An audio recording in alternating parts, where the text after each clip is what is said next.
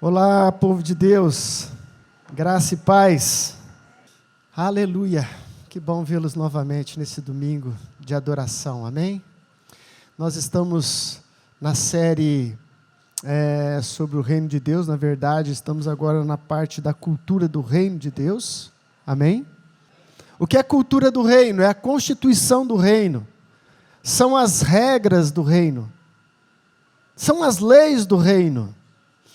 E eu estou sendo muito abençoado ao estudar isso. Não que eu não tivesse já estudado, mas o Senhor tem renovado esse ensino no meu coração.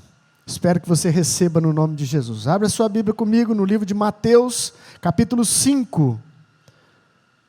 Evangelho de Mateus, capítulo 5. Vamos ver do verso 17 ao verso 26. Hoje nós vamos tratar de dois assuntos importantíssimos sobre a cultura do reino. Espero ter tempo de tratar dos dois, senão eu interrompo no primeiro e continuamos depois, sem problema nenhum. Diz assim a palavra do Senhor: não pense que vim abolir a lei ou os profetas. Não vim abolir, mas cumprir. Digo-lhes a verdade, enquanto existirem céus e terra, de forma alguma desaparecerá da lei a menor letra ou menor traço, até que tudo se cumpra. Todo aquele que desobedecer a um desses mandamentos, ainda que dos menores, e ensinar os outros a fazerem o mesmo, será chamado menor no reino dos céus. Mas todo aquele que praticar e ensinar esses mandamentos será chamado grande no reino dos céus. Pois eu lhes digo que se a justiça de vocês não for muito superior à dos fariseus e mestres da lei, de modo nenhum entrarão no reino dos céus. Vocês ouviram o que foi dito aos antepassados: não matarás, e quem matar estará sujeito a julgamento? Mas eu lhe digo que qualquer que se irar contra o seu irmão estará sujeito a julgamento. Também qualquer que disser a seu irmão raca, será levado ao tribunal, e qualquer que disser louco, corre o risco de ir para o fogo do inferno. Portanto, se você estiver apresentando sua oferta diante do altar, e ali se lembrar que seu irmão tem algo contra você, deixe a sua oferta ali, diante do altar, e vá primeiro reconciliar-se com seu irmão, depois volte e apresente a sua oferta. Entre em acordo depressa com seu adversário, que pretende levá-lo ao tribunal. Faça isso enquanto ainda estiver com ele a caminho, pois, caso contrário, ele poderá entregá-lo ao juiz e o juiz ao guarda, e você poderá ser jogado na prisão. E eu lhe garanto que você não sairá de lá enquanto não pagar o último centavo. Até aqui, palavra do Senhor. Curva sua cabeça, Pai Santo, mais uma vez. Estamos expostos, Senhor, à Tua palavra e ao Teu Espírito. Dai graça, Senhor, a cada um de nós. Abre o nosso entendimento, a nossa alma, nosso espírito para receber a Tua palavra. E saímos, Senhor, alimentados pela Tua palavra nessa manhã, em nome de Jesus. Amém. Aleluia. Como eu disse, hoje eu queria tratar pelo menos de dois assuntos importantíssimos acerca da cultura do reino. E o primeiro deles é obediência. Isso precisa ser bem esclarecido, por isso que talvez o tempo vai ficar curto. E a outra questão tão importante quanto é a questão do perdão. Ambas são constituição do reino de Deus.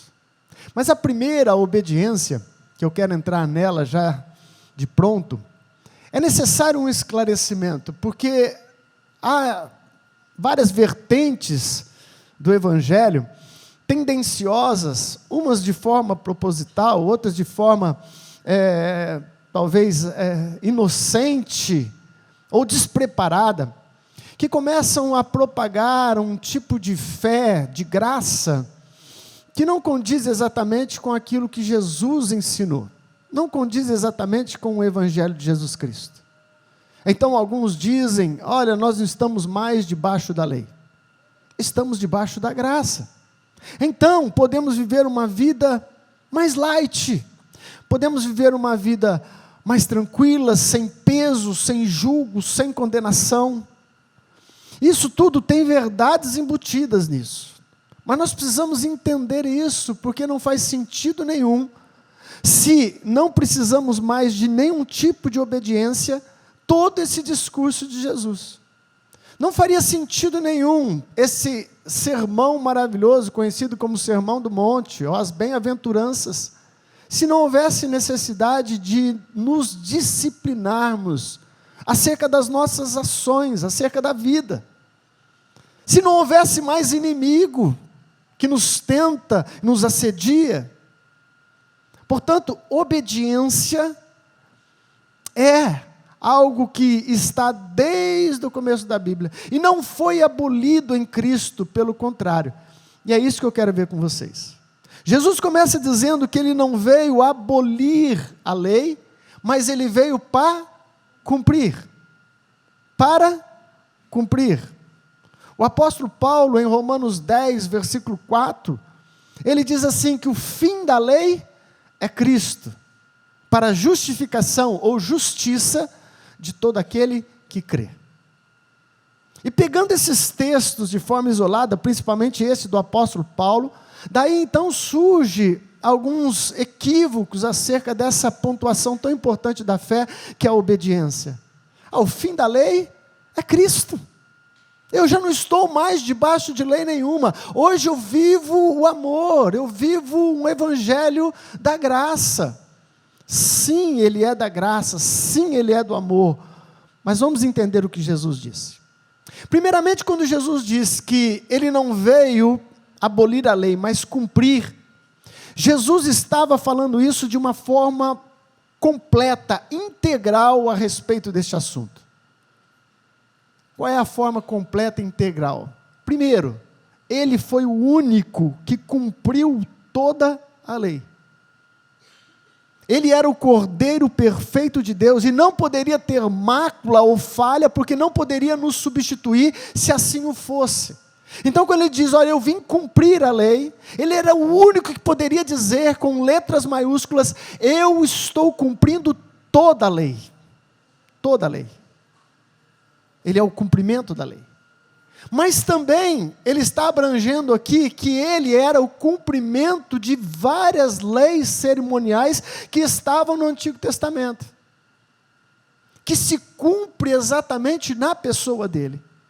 Então, apesar dele ser vencedor e conseguir viver uma vida em perfeita harmonia com a lei de Deus, ele também é o cumprimento de muitas partes da lei do Antigo Testamento. Principalmente as leis cerimoniais. Daí então, fica mais fácil nós entendermos essa colocação do apóstolo Paulo, que o fim da lei é Cristo. Qual o fim da lei é Cristo? Por exemplo, não existe na lei, nos mandamentos, não matarás? Acabou isso? O fim da lei é Cristo? Lógico que não. Nós vamos entrar em detalhes aqui muito mais profundos do que o ato em si, mas o desejo interno, que é isso que Jesus veio trazer como uma nova aliança, um novo pacto. Portanto, quando diz o fim da lei é Cristo, porque muito da lei cerimonial, ela se cumpre em Jesus o Cristo. Por exemplo, lembra daquele texto, eu vou falando os textos hoje, eu preciso ir mais rápido um pouco, você pode ir projetando eles para a gente. Lá em João capítulo 3, versículo 14, nós já estudamos isso, que diz que, assim como Moisés levantou a serpente no deserto, importa que o Filho do Homem seja levantado e todo que nele crê, não pereça. Lembra desse texto? Está sendo colocado aqui, talvez eu troquei alguma palavra, não tem problema. O que esse texto está nos dizendo? Nesse sentido absoluto, o fim desta prefiguração se deu em Cristo. Quando Moisés levanta uma serpente de bronze e coloca ela numa haste para que todos vejam no alto, o que era aquilo? Nada mais do que uma simbologia, uma prefiguração daquele que viria, que é Jesus Cristo. Portanto, Jesus Cristo associa aquela ação de Moisés e diz, olha, do mesmo jeito que foi feito, eu também serei levantado, e todos que olharem para mim, alcançarão salvação. É o Antigo Testamento, a lei se cumprindo em Cristo. O escritor de Hebreus, no capítulo 10, versículo 1, ele fala assim, que a lei é como sombra, e que não reflete toda a realidade. Não é isso que está escrito aí? Ora, sendo a lei sombra dos bens futuros, e não a imagem exata das coisas boas. Sombra das coisas que viriam. Como pode ser isso? Muito simples, essa ilustração é perfeita. Se você colocar a sua mão debaixo de uma luz, não é? Ela vai projetar uma sombra. Amém? Você interpôs a luz, então vai ser projetada a sombra daquele objeto. E quando você vê a sombra da sua mão numa mesa, ela é bem parecida com a sua mão. Se você tem 5 dedos, vai aparecer lá os 5 dedos, não é? Vai aparecer a mão, mas a sombra não te possibilita ver a perfeição da sua mão. A sombra não te possibilita ver a textura da sua pele, os detalhes da sua unha, os pelos que há na sua mão. Assim está sendo comparado o escritor de Hebreus acerca das leis do Antigo Testamento. Elas eram sombras daquilo que viria. E é por isso que o apóstolo Paulo podia dizer, o fim da lei é Cristo, porque Cristo é o perfeito. A sombra não projeta a perfeição, mas Cristo é o perfeito. Vocês estão comigo aqui? Amém? Portanto, Jesus olha para essa situação e fala, eu não vim abolir a lei. A lei se cumpre em mim. Mas depois ele acrescenta algo interessante, que foi falado aqui na oração da Michele, que passarás os céus e a terra, ou enquanto houver céus e houver terra. A palavra de Deus não vai se perder em nada, mas tudo vai se cumprir. Olha que coisa perfeita e linda. Em outras palavras, Jesus está dizendo o seguinte, o Velho Testamento, ele não foi abolido. O Velho Testamento é como um balde que contém água. E quando Jesus veio, ele não jogou essa água fora e colocou uma nova água. Ele simplesmente completou a água do balde. O Velho Testamento é como um quadro inacabado, onde o pintor fez o rascunho daquilo que ele gostaria de fazer.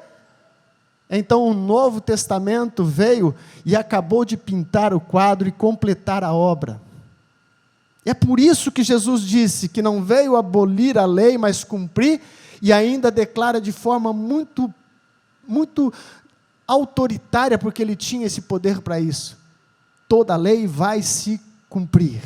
E quando ele disse toda a lei, é lógico que ele estava falando da lei do Antigo Testamento. Bispo, onde você quer chegar com relação à obediência? Calma lá. É esse que é os pontos importantes da gente ver. Portanto, essa situação de que não estamos mais debaixo da lei, ela pode se tornar um perigo no meio evangélico. Não estamos mais debaixo da lei. Mal interpretado, pode se tornar uma armadilha em nossas vidas. Eu não tenho mais lei. Eu ando segundo o meu coração. Há até aqueles que dizem, eu ando no amor. Isso se torna um outro perigo quando mal interpretado. Então Jesus, na segunda parte desse texto, ele diz o seguinte, todo aquele que desobedecer a estes mandamentos. Portanto, Jesus está novamente frisando a necessidade do seu povo, dos nascidos de Deus, dos filhos de Deus, a necessidade de andarmos em obediência. A obediência nunca foi tirada do Evangelho e nem da proposta da nova aliança.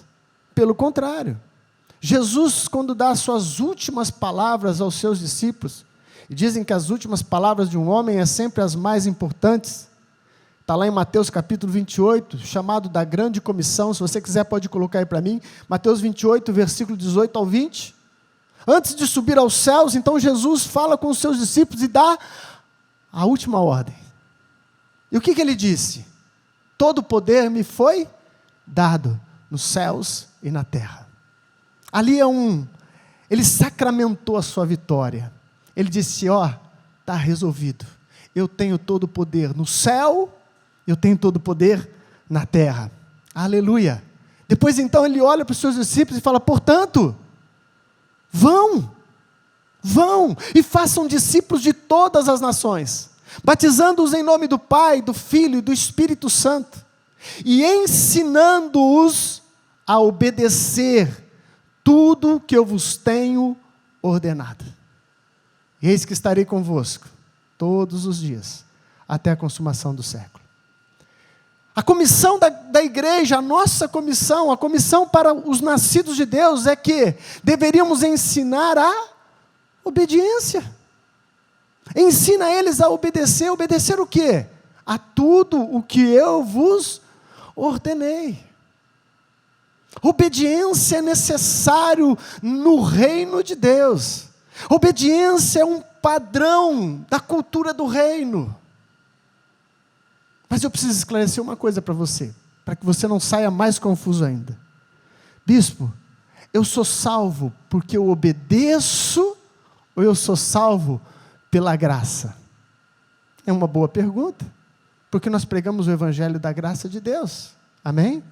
Pela graça sois salvos mediante a fé, isso não vem de vós, é dom de Deus. Como que nós podemos equalizar essa questão? Obediência e salvação pela graça. Da mesma maneira das obras. Nós não somos salvos por aquilo que fazemos. Ninguém é salvo porque ajuda um orfanato, ninguém é salvo porque ajuda um mendigo, ninguém é salvo porque socorre uma pessoa. Isso são obras. Não somos salvos por causa delas. Mas diz a palavra de Deus que nós somos salvos para elas. Ou seja, o salvo, ele vai fazer as boas obras, porque ele agora tem uma nova natureza de Deus. Quem é nascido de Deus aí, levanta a mão. Aleluia, eu vou te provocar. Se você é nascido de Deus, você tem uma natureza de Deus em você. E nós fazemos as boas obras porque fomos feitos para ela.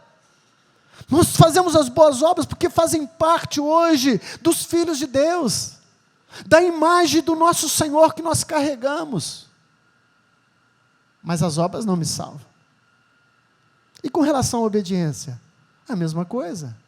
Nós obedecemos a Cristo, nós obedecemos a sua cultura do reino, obedecemos as suas ordens, mas nós não somos salvos porque obedecemos.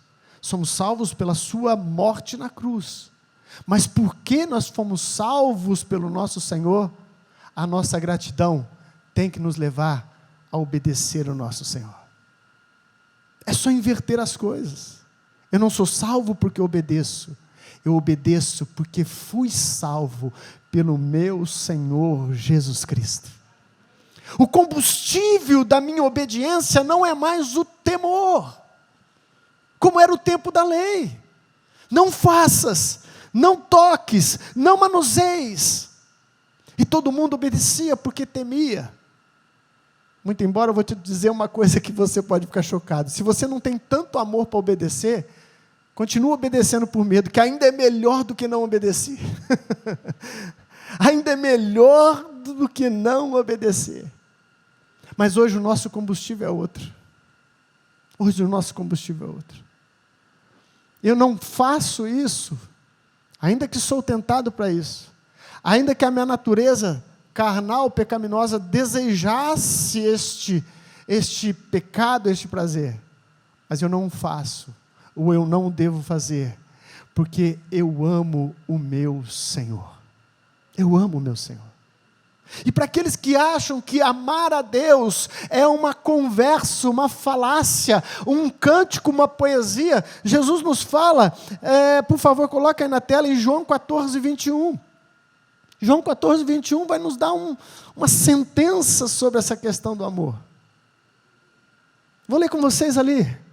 Aquele que tem os meus mandamentos e a eles obedece, este é o que me ama. E aquele que me ama será amado por meu Pai, e eu o amarei e me manifestarei a Ele. Tem até uma canção com esse versículo, não tem? Jesus está dizendo, você me ama? Como é que você pode demonstrar esse amor? Adorando o Senhor na igreja, como fizemos agora há pouco também. O Senhor busca verdadeiros adoradores que o adorem em espírito e em verdade. O Senhor se agrada disso. Mas Ele ainda espera que quando você sair para aquela porta ali e voltar para a sua vida secular, se é que podemos separar vida secular de vida religiosa, quando você voltar para a sua vida cotidiana, vamos colocar assim, fica melhor. Então Ele espera que este amor que você diz, que você cantou, tu és tudo para mim, seja demonstrado com uma obediência à sua perfeita vontade. Não tem como nós tirarmos a obediência deste contexto. Não tem como. E foi isso que Jesus disse na segunda parte, sobre obediência. Mas, bispo, se a lei do Antigo Testamento, em boa parte, ela se cumpre em Cristo, e você mesmo disse que ela é uma lei imperfeita, que ela é uma sombra daquilo que viria, eu devo obedecer a quê? Ou eu devo obedecer a quem? Essa é uma boa pergunta para se fazer. Não estamos mais debaixo da lei, mas estamos debaixo da lei de Cristo, o nosso Senhor. Que lei é essa? Uau! Olha só o que Jesus fala. Versículo de número 20, aqui ele fala um pouco sobre isso. Ele fala, olha, pois eu lhes digo que se a sua justiça, a justiça de vocês, não for muito superior. Nossa. Parada aqui, parada técnica. Muito superior. A dos fariseus e mestres da lei, de modo nenhum entrarão no reino de Deus.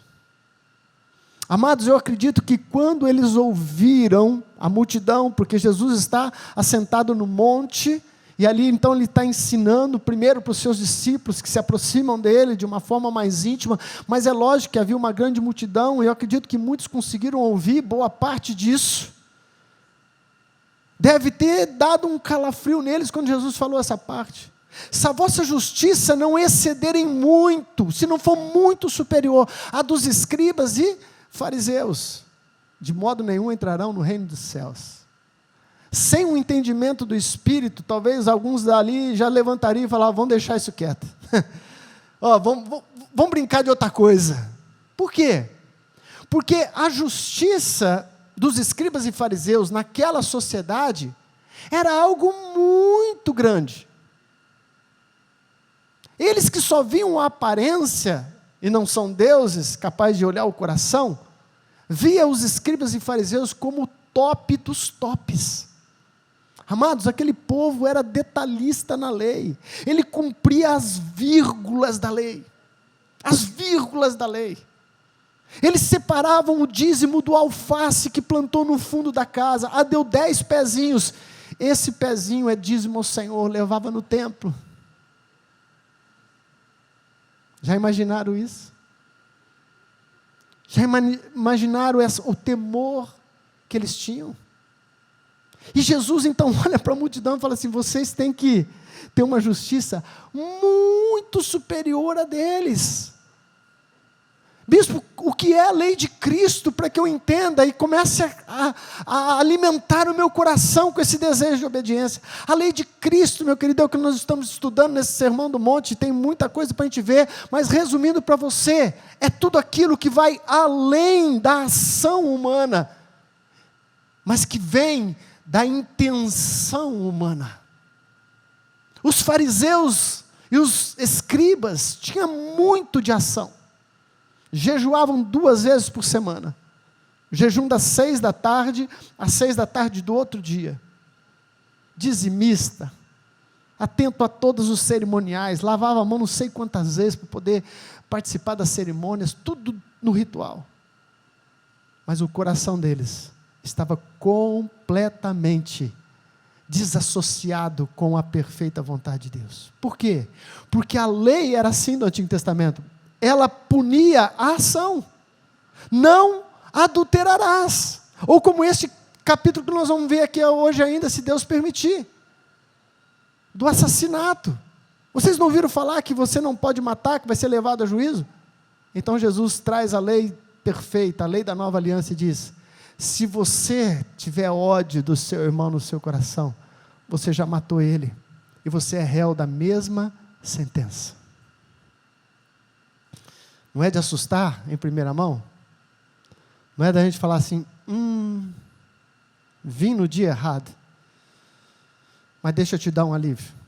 Como é que a gente pode ter uma justiça muito superior à dos escribas e fariseus? Nós só podemos, pela graça de Deus e pela natureza de Deus que invadiu o nosso ser. Se você é nascido de Deus, você é filho de Deus. Deixa eu te dar uma boa notícia. Há uma nova natureza de Deus implantada em você e em mim. É somente pelo Espírito Santo é que podemos entrar nessa dimensão, nessa cultura do reino. Não tem outra maneira, meu querido. Se você tentar, você vai fazer de tudo. E vai ser pior ainda do que se não tivesse feito nada. E você sabe que essa é uma grande tentação do inimigo? Tentar que você e eu façamos sempre coisas. Preste atenção lá na tentação do Jardim do Éden. Olha que coisa interessante que eu aprendi. Quando o Senhor criou o homem e a mulher, criou eles conforme a sua imagem e semelhança. Amém? Nós éramos a imagem de quem? De Deus. Amém?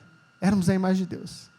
Aí vem a serpente e fala assim para Eva, ó, você não come desse fruto? Não, não posso comer, porque o Senhor disse que se eu comer dele eu vou morrer. Não, é certo que você não morrerá.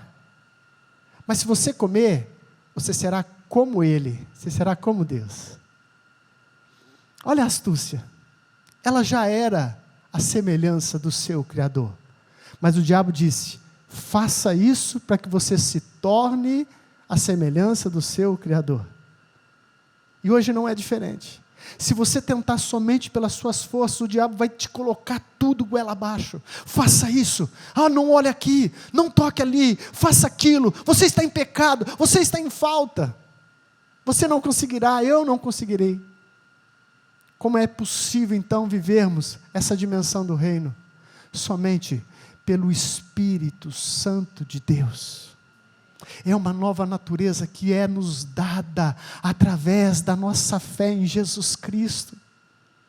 É aquela passagem que Deus fala assim, olha, mas a todos quantos o receberam, deu-lhes o poder de se tornarem filhos de Deus. Até então você era alguém que Deus criou, mas agora você se torna filho, a natureza do Pai vem em você, e só assim poderemos ter uma justiça superior à dos escribas e fariseus. Aleluia! Mas vai ser necessário obedecer. Refuta os ensinos errados que tendem de você a colocar você num ponto morto da fé, que você não tem que fazer absolutamente nada. Não, nós temos que obedecer, nós temos que andar na presença, porque existe um inimigo, porque essa nova natureza habita numa carne contaminada. Então, enquanto houver vida, enquanto houver fôlego de vida, você e eu teremos que nos dispor a andar na presença do Senhor em obediência. Posso ouvir um amém? Estamos sem lei? Não. Estamos debaixo da lei de Cristo. Aleluia. Essa é a lei perfeita, não é mais a sombra. A sombra dizia, se você matar, será julgado.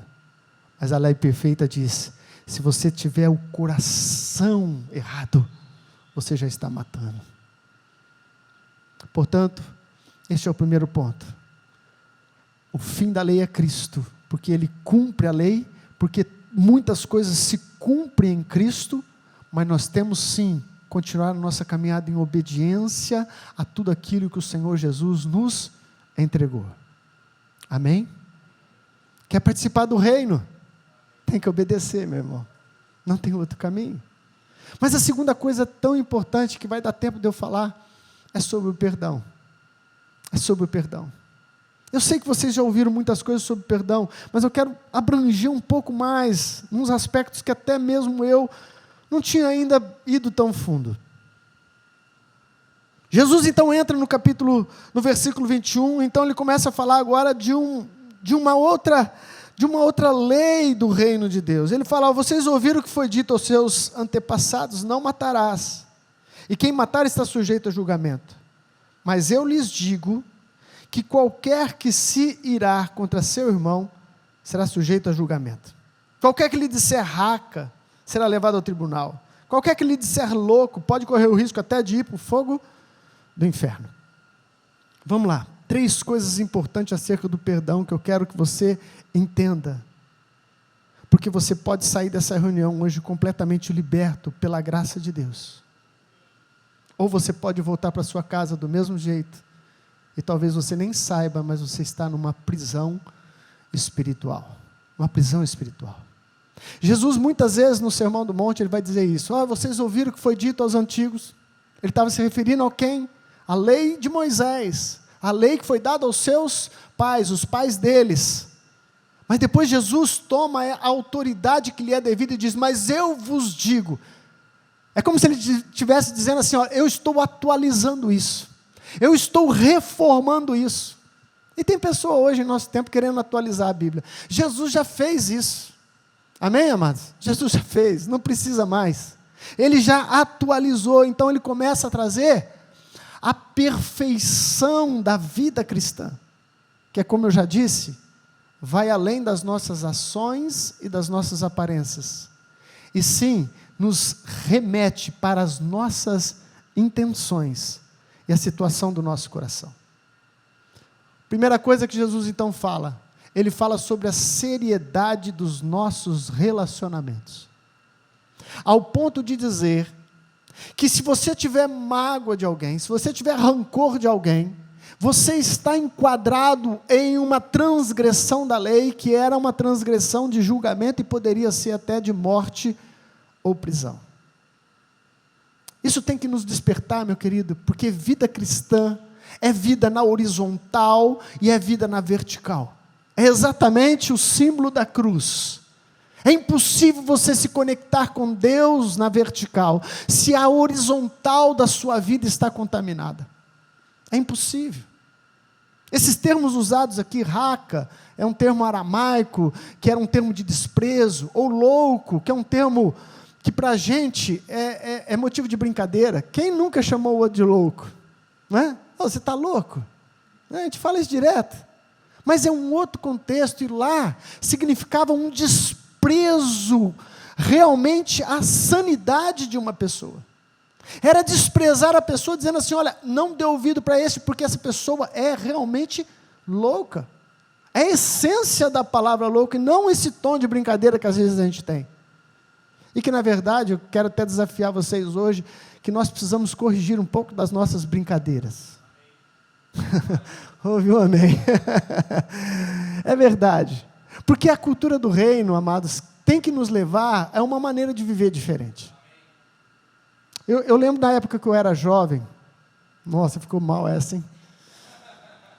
Eu me lembro da época que eu era líder de jovem. Ficou melhor essa. E que, infelizmente, também no meu tempo, aqui da igreja eu estou falando, não estou falando de lá fora, estou falando dentro da igreja. E que também tinha no meu tempo pessoas que usavam de brincadeiras que ofendiam as outras pessoas. Falando de aparência, falando de defeitos físicos. Tudo isso dentro de uma igreja cristã. Denegrindo falhas, defeitos das pessoas. Você é fraco. Você não sabe. Você é panaca. Ou então banana. Banana eu estou mais familiarizado. Fui muito chamado de banana. Eu gosto muito de banana, deve ser por isso. A cultura do reino, meus amados, tem que levar a gente, como igreja, a mudar um pouco isso. Por que as nossas brincadeiras têm que ser sempre ressaltando os defeitos dos outros? Por que as nossas brincadeiras não podem ser ressaltando as qualidades dos outros? Porque ao invés de falar, você é um narigudo, você não pode falar, você é o cara. Você é inteligente. Você é um servo de Deus. Parece que não, gente. Mas eu conheço gente da minha época em que ficou tão frustrado e tão magoado com este bullying cristão. Estou brincando. Mas não deixa de ser um bullying, sim. Que essa pessoa se desviou da fé. E eu nunca mais ouvi falar dessa pessoa ter se encontrado com Cristo. pessoas que usavam dessas brincadeiras somente para derrubar, somente para denegrir. Mas vamos voltar ao texto. Jesus está dizendo que os nossos relacionamentos têm uma importância extraordinária com relação à nossa fé.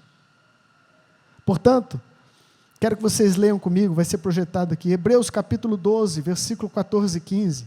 O escritor de Hebreus dá uma advertência com a gente acerca dessa importância dos relacionamentos, ao ponto de dizer que a gente pode sair da graça. Olha o que diz a palavra do Senhor. Esforcem-se para viver em paz com todos e para serem santos. Sem santidade, ninguém verá o Senhor. Essa parte do versículo, todos nós falamos ela muitas vezes. Sem santidade, ninguém verá o Senhor. Ela é verdadeira. Só não podemos esquecer que o versículo começa falando de viver em paz com as pessoas. Esforçam-se para viver em paz com todas as pessoas. Esse estado de relacionamento vai também nos levar à santidade. Olha o que ele diz depois: cuide que ninguém se exclua da graça de Deus. Cuide que ninguém se exclua da graça de Deus. É possível você ficar fora da graça, se você não tiver discernimento acerca desse ponto tão importante, que é o perdão. Eu creio que Deus quer curar pessoas aqui hoje, nessa manhã. Posso ouvir um amém? Amém. Que nenhuma raiz de amargura brote e cause perturbação, contaminando muitos. Que nenhuma raiz de amargura, em outras versões traz raiz venenosa. E o escritor de Hebreus foi muito feliz nessa analogia, porque raiz é algo que se entende que é algo que está por encoberto, não é assim? Nós vemos uma árvore, mas a sua raiz está lá embaixo. Geralmente ela não está aparente. A raiz de amargura é um sentimento interno, e que geralmente não é visto pelas nossas ações ou pelo nosso proceder. Mas que se a gente não estiver atento, isso vai se tornar uma contaminação do nosso ser. E que, por incrível que pareça, de forma muito acertada, o escritor ainda diz, e pode contaminar a muitos. Porque a amargura contamina. A amargura contamina. Quando você começa a conviver com pessoas amarguradas de alma, pessoas que exalam veneno, pessoas que não exercem o perdão, pessoas que trazem ressentimentos antigos no seu coração, com pouca conversa você começa a ficar contaminado. Daqui a pouco você está até concordando. Nossa, é mesmo, né? Por quê? Porque contaminou o seu coração. Raiz de amargura, meu irmão, é deficiência em relacionamento. Deficiência nos relacionamentos. Portanto, vigie sobre isso de forma principal. Porque se você permitir que isso se torne algo espalhoso dentro do seu coração, você pode perder ou ser excluído ou se excluir da graça de Deus. Bispo, como isso é possível?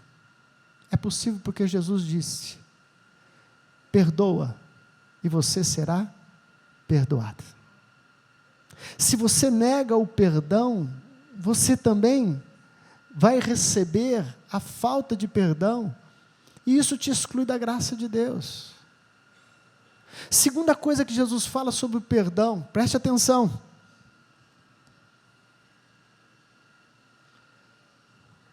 Volta para o texto.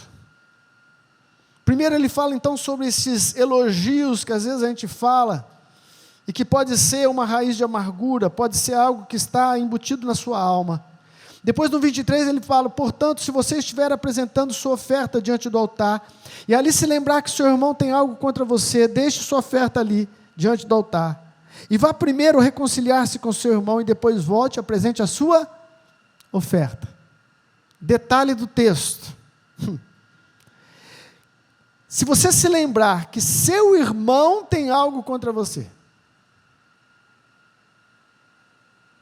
porque subentende-se que um cristão que tem algo contra outra pessoa, ele já tenta consertar logo. Amém? Se você está em falta com alguém, subentende-se que você não deixaria isso passar e você logo já se acertaria. Portanto, ele coloca ainda um texto um pouco mais excedente, fala, se você se lembrar que alguém tem alguma coisa contra você. Então ele fala, deixa a sua oferta aí e vai resolver. Segundo ensino sobre o perdão, a falta de perdão automaticamente vai impedir o seu relacionamento com Deus. Isso é muito sério. Isso é muito sério. Não, bispo, eu tenho vida com Deus, minha vida está no altar, glória a Deus, aleluia. Mas se a tua vida com teu irmão não está em paz, provavelmente essa vertical está obstruída. Provavelmente essa vertical está obstruída. E você está brincando de religião. Eu vou na igreja, eu dou glória a Deus, aleluia, sapatinho de fogo, não vale nada, não vale nada, se tiver obstruído não vale nada. Jesus disse, não traga oferta, deixa a oferta aí, vai lá, arruma a situação, porque se você não arrumar, não vai ser oferta a Deus. Aí entra a palavra da vitória. Pode ser oferta para construção, pode ser oferta para pintura, pode ser oferta para o telhado, mas oferta para Deus tem que estar em paz com os irmãos.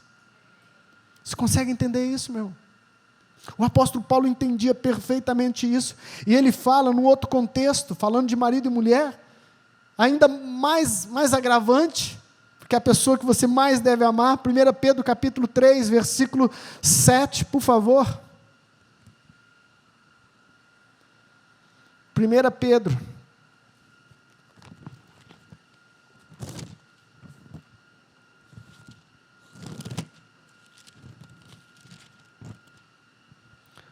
Pedro 3,7 diz assim, o apóstolo Pedro, do mesmo modo vocês, maridos, sejam sábios no convívio com suas mulheres e tratem-nas com honra, como parte mais frágil e coerdeira do dom da graça da vida, de forma que não sejam interrompidas as suas orações.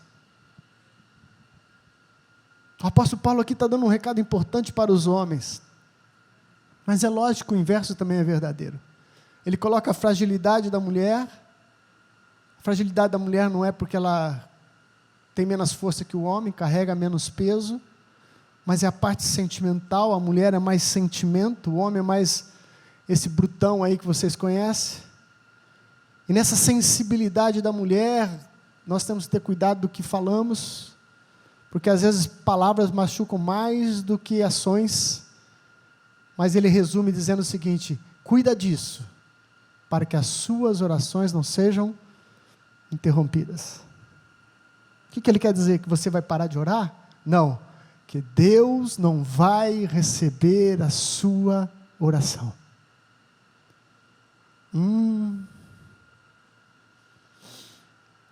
Quantas vezes a gente vem para o culto? Um bicudo com o outro. Eu não estou dizendo que não vai haver na caminhada, meu querido, diferenças. Não vai haver discussões. Eu não conheço nenhum casal que nunca discutiu. Eu não conheço. Se tiver, glória a Deus, aleluia. Mas eu não conheço. Por quê? Porque somos diferentes. Os homens pensam diferente das mulheres, as mulheres pensam diferente da gente, e só Deus para fazer essa união. Eu digo isso para Deus, tu és Deus, tu és Deus. Porque somos diferentes demais. É o natural, o homem tem uma maneira de ser, a mulher tem outra. Mas, meu querido, uma coisa, minha esposa está aqui e é testemunha. Eu não me lembro de nós termos virado uma noite sem resolver as nossas pendências. Às vezes vai tarde da noite. Não é fácil, não. Mas não se põe o sol sobre a vossa ira. Eu não posso vir aqui, meu querido, ministrar a igreja, sendo que eu estou bicudo com a mulher. Eu estou falando de coisas do cotidiano, gente. Estou falando de desavença, de desacordo, coisa normal da vida. Ninguém está falando aqui de pecado, não. Estou falando de coisas normais. Mas eu não posso subir aqui, porque eu preciso orar, eu preciso ser ministro do Evangelho. Sabe uma coisa que eu evito? É brigar com alguém, brigar assim, de desavença. Sabe por que eu evito no máximo? Porque eu sei que depois eu vou ter que pedir perdão. Não tem outro jeito. Eu não posso deixar a pessoa ir embora brigada comigo, eu não posso deixar uma situação mal resolvida. Então é melhor eu nem brigar, porque se eu brigar, eu sei, eu vou ter que ir lá e depois abraçar e falar, meu irmão, me perdoa, vamos acabar com isso. Não é? Então se eu puder evitar isso, é melhor. As nossas orações podem ser interrompidas. E terceira e última coisa que eu achei de grande alerta para a minha vida e para a sua. Jesus disse, versículo 25, entre em acordo depressa com seu adversário que pretende levá-lo ao tribunal.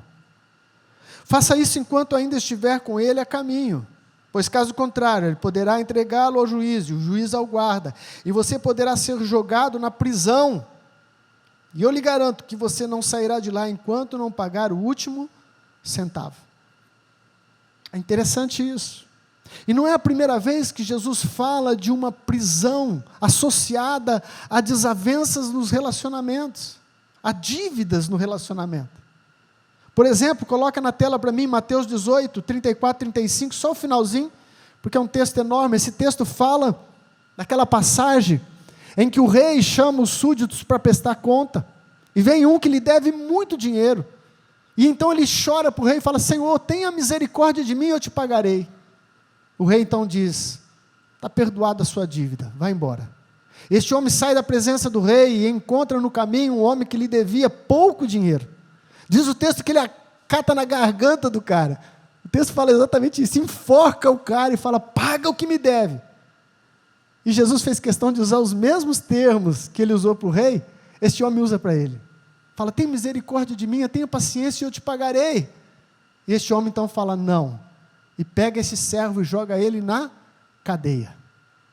Então o seu senhor ficou sabendo disso, manda chamar ele e fala assim, eu te perdoei uma dívida tão grande, você não deveria ter perdoado a do outro?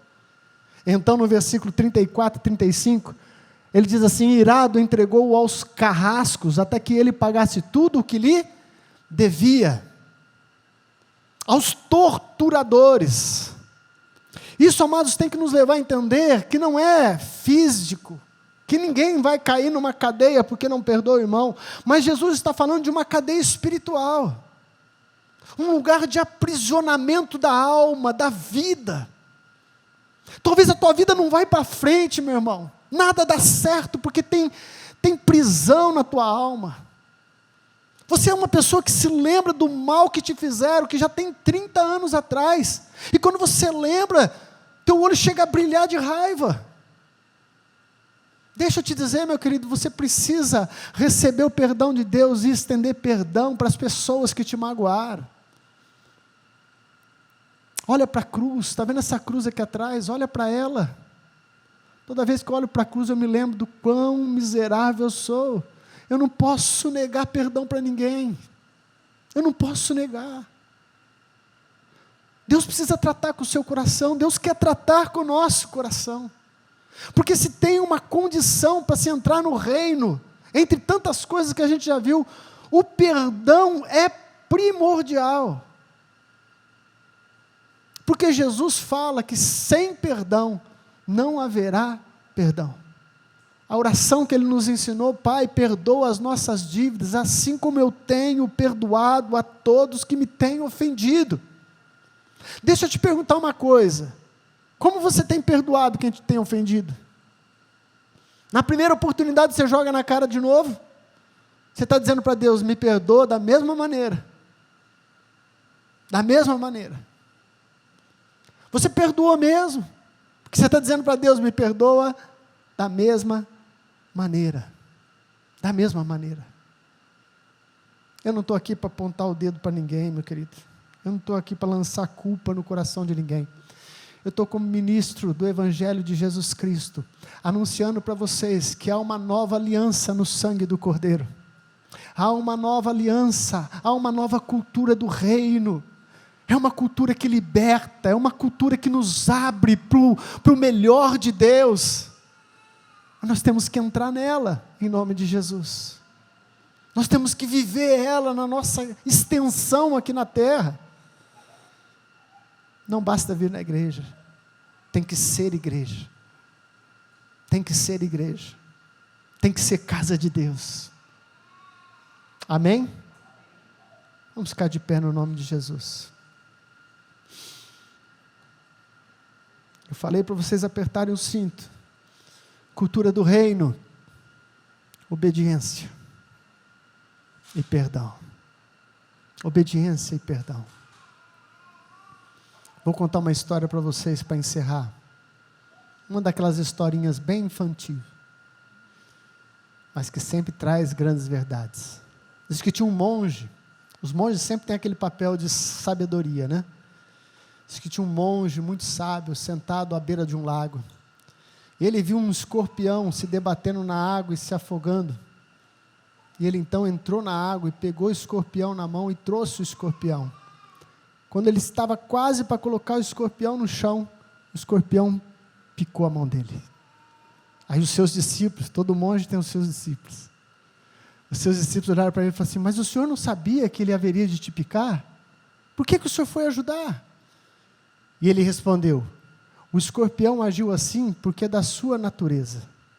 E eu o ajudei porque é da minha natureza ajudar.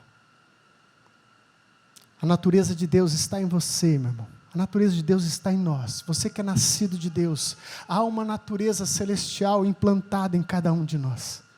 Nós precisamos tirar essas pedras de tropeço, falta de perdão, amargura, desobediência à perfeita vontade de Deus, e tirando essas pedras, vai limpando o caminho, e vai nascer um novo João, uma nova Maria, um novo Éder, um novo Donegar, uma nova Etel, uma nova Carol, um novo Ricardo. Já está aí essa natureza de Deus, amém, meu querido? Aleluia. Feche os seus olhos. Quem sabe Deus falou no seu coração e tem alguém que você precisa se acertar. Bispo, eu não fiz nada para ela, mas talvez ela tenha alguma coisa contra você. Enquanto dá tempo, vai lá, cancela este mal, para que você não entre numa cadeia espiritual. Ora o teu Deus agora, meu querido, ora o teu Deus agora. Oh, Pai Celestial, Deus de toda graça, Deus de toda misericórdia, diz a tua palavra, Senhor, que a lei, ela veio por intermédio de Moisés, mas a graça e a verdade veio por Jesus o Cristo. A graça e a verdade, a graça nos salva, mas a verdade nos purifica. A verdade prepara um caminho melhor. A verdade lança luz em meio às trevas. Pai, que a luz do teu evangelho visite agora cada um de nós, começando por mim, Senhor. Que a luz do evangelho de Jesus Cristo, e essa nova aliança firmada em novos pactos, Senhor, seja uma realidade de vida nossa. Pai, nós declaramos que nós não queremos mais uma vida de aparência, mas sim uma vida de essência. Eu não quero parecer para os meus vizinhos que eu sou religioso. Eu quero mostrar para eles que Deus está em mim. Não pela Bíblia debaixo do braço, mas por uma ação de perdão, de misericórdia, de socorro, de ajuda, de prestação de serviço. Leva-nos, ó Deus, a este lugar em nome de Jesus. Senhor, dê essa nova natureza para aqueles que ainda não são nascidos de novo. Só o Senhor pode fazer isso. Só o teu Espírito Santo pode trazer sobre um homem a natureza de Deus. É um novo nascimento. Eu creio, Senhor, eu creio na tua palavra e no teu evangelho. Eu creio que o Senhor está levantando nesses últimos tempos, Senhor, um povo diferente. Talvez não serão a maioria, mas serão verdadeiros, serão adoradores verdadeiros, gente que vive a fé, em nome de Jesus Cristo. Aleluia.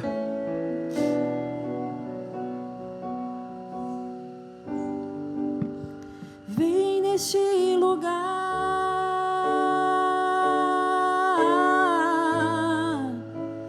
enche este lugar,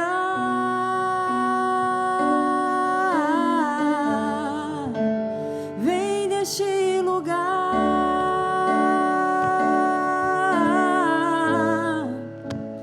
enche a minha vida, Senhor, vem neste lugar,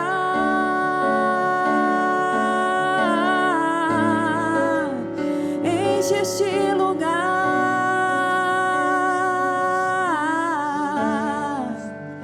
vem neste lugar,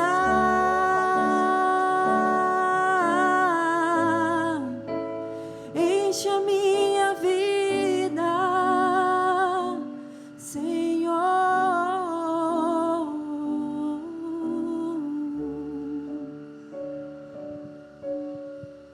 Obrigado, Espírito Santo, pela Tua presença neste lugar. Obrigado, Senhor, pela Tua igreja reunida neste lugar. Os santos estão aqui, os lavados pelo sangue do Cordeiro.